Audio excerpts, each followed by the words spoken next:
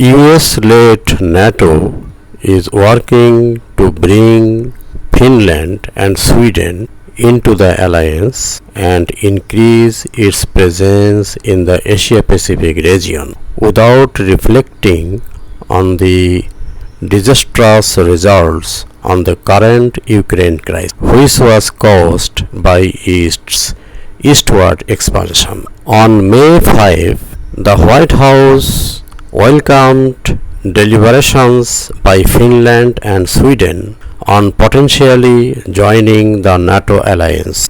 Finland and Sweden took a major step toward joining NATO in the middle of April, citing concerns of Russia's military actions in Ukraine.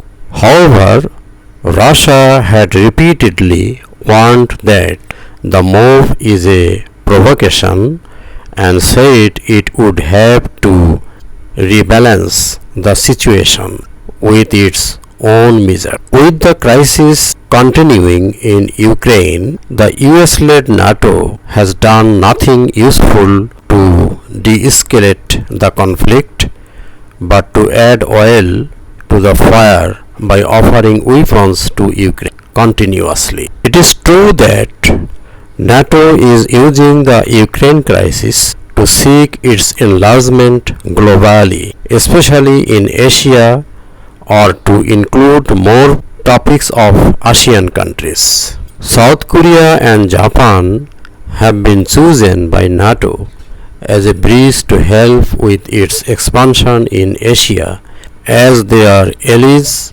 of the US. It is important to note that South Korean and Japanese foreign ministers were invited to join the high-profile NATO session in April for the first time as NATO seeks to gain cooperation from Asia to isolate Russia and pressure China over the Ukraine crisis. NATO expects to expand its influence in the Asian Pacific region, but some members in the organization may not necessarily agree with the US, and it is important to see how NATO deems its relation with China in the June summit.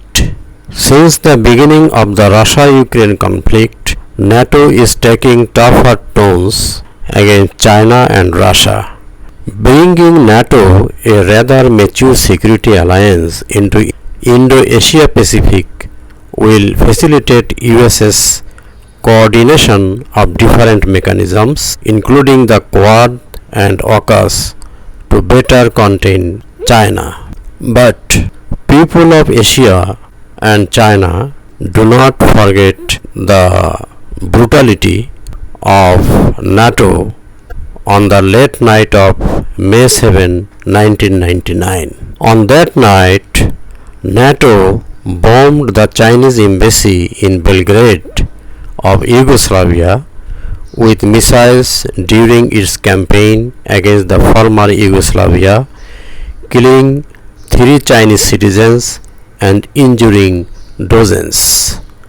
Every year on May 7, which falls on Saturday this year, Chinese netizens commemorate martyrs and condemn the US-led NATO's violence. At a UN Security Council meeting on May 5, 2022 on Ukraine crisis, China's permanent representative to the UN, Zhang Jun, said that the Chinese people never forgot the savage act and will not allow history to repeat.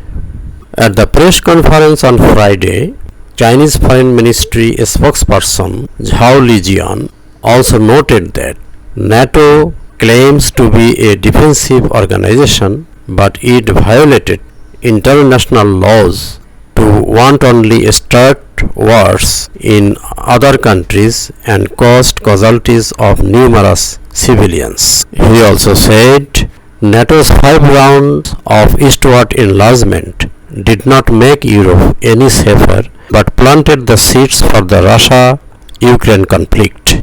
The Cold War ended a long time ago, and NATO should make adjustments in accordance with modern times. Zhao Lijian also said the US-led NATO should abandon the Cold War mentality, stop inciting confrontations of different groups in Europe, the Indo-Pacific and globally, and make concrete actions to promote global peace and stability.